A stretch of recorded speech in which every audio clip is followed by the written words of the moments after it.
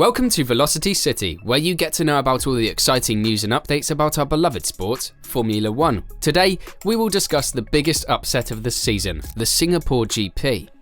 What were the reasons behind it? Did the FIA's new regulations play any role in it? We will discuss in detail about everything. But before we get started, please be sure to subscribe and press the bell icon to get regular updates from Velocity City. Let's get started.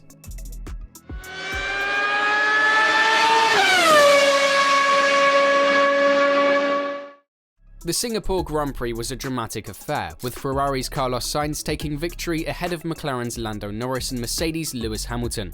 The three drivers battled for the lead in the final 10 laps, but Sainz was able to hold on for the first win of the season. Red Bull, who had been unbeaten until then, struggled all weekend and finished 5th. Some have suggested that the new technical directive issued by the FIA, which was aimed at stamping out flexible aerodynamic bodywork, was the reason for Red Bull's sudden struggles. However, team boss Christian Horner has insisted that the directive had no impact on the team's performance. It's also worth noting that Verstappen could have started the race much further down the grid than 11th if the stewards had taken a stern view of his impeding in qualifying.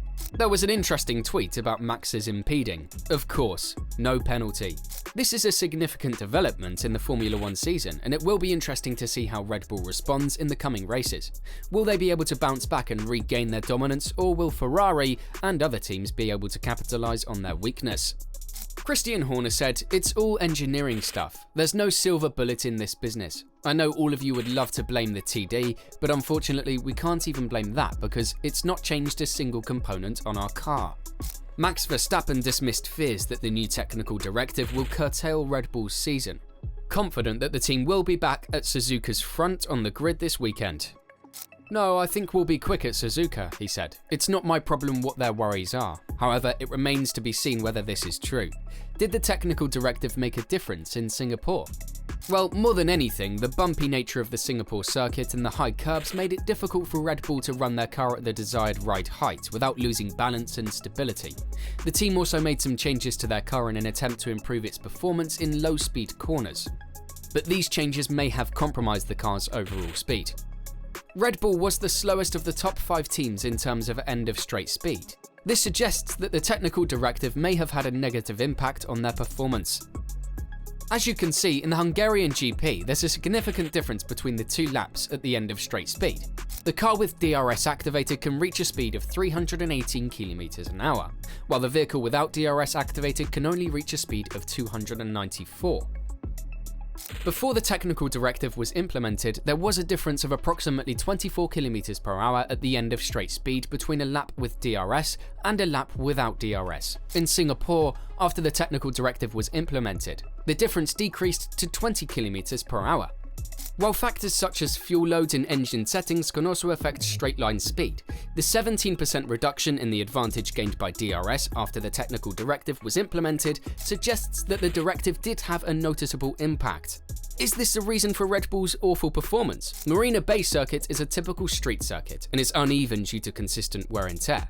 This caused Red Bull's RB19 to suffer, as it is not well suited to such conditions as dedicated racing tracks.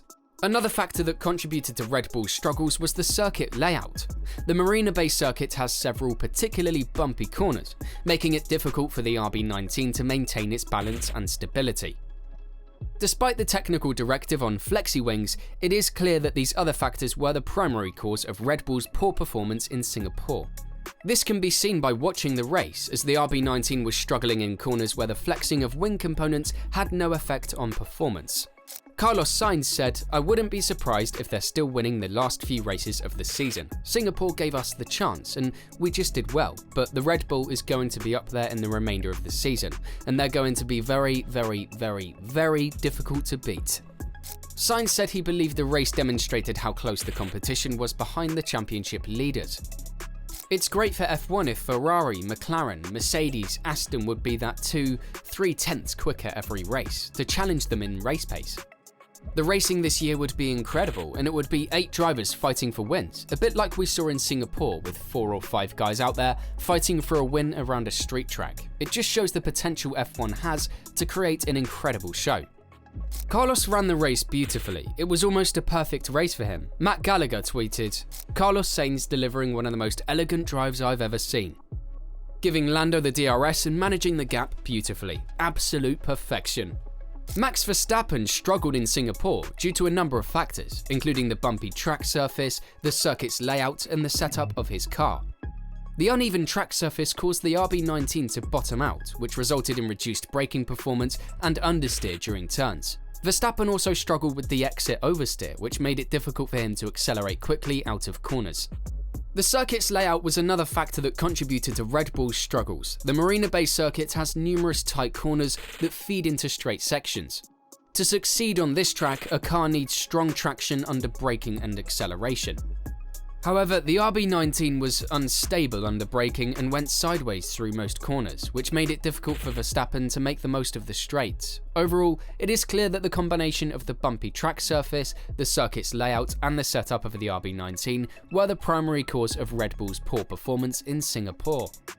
Suzuka, though, is a traditional circuit with a good surface and way more fast corners. McLaren CEO Zak Brown spelt it out for us. That isn't stopping Charles Leclerc getting excited about his team's chances, though.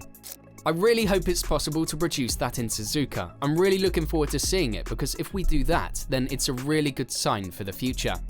Carlos Sainz's decision to keep Lando Norris within DRS range of him in the Singapore Grand Prix was likely the only reason George Russell could not pass the McLaren and challenge for the win. Mercedes had pitted both their cars for fresh tyres during the safety car period, while Sainz had stayed out on old tyres to maintain track position. This meant that Russell had a significant tyre advantage over Sainz in the closing stages of the race. However, Sainz kept Norris close enough behind him to give him the benefit of DRS. This meant that Russell could not get close enough to Sainz to make a pass, and Sainz could hold on for the victory. Wolff said in the Mercedes race preview, "Japan is always a unique event with very passionate fans. The track is incredibly challenging and the drivers love racing on it. The margins were so close at Singapore, so we'll be aiming for another competitive showing in Suzuka. We lost some ground in the Constructors' Championship to Ferrari at the last race. We are looking forward, not back though. Our focus is on maximising the package we have and scoring as many points as possible. If we do so, I'm confident that we can extend our advantage." The Mercedes versus Ferrari battle in the Constructors' Championship is heating up in the closing stages of the season, and they are just 19 points apart, with the two teams sitting second and third, respectively. Every position counts, so who do you think will finish second in the Constructors' Championship? There you have it. Do you think Ferrari or Mercedes have a chance of challenging Red Bull in Qatar? Or was Singapore just an anomaly like the results of Suzuka suggest? What are your thoughts? Tell us in the comments section below.